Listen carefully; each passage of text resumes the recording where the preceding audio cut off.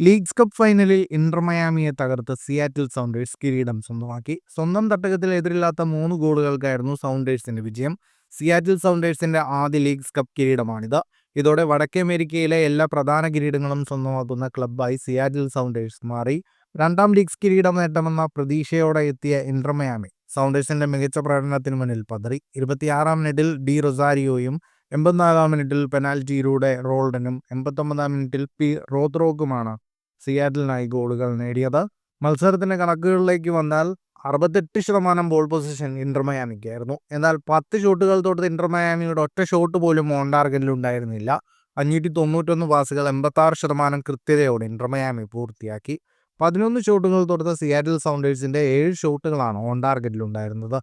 ഇനി MLS-ൽ September 14-ന് Charlotte FC-ക്കെതിരായാണ് Inter മയാമിയുടെ അടുത്ത മത്സരം. ഫുട്ബോൾ ലോകത്തെ കൂടുതൽ വാർത്തകൾക്കും വിശേഷങ്ങൾക്കുമായി സ്പോർട്സ് കഫേ സബ്സ്ക്രൈബ് ചെയ്യുക.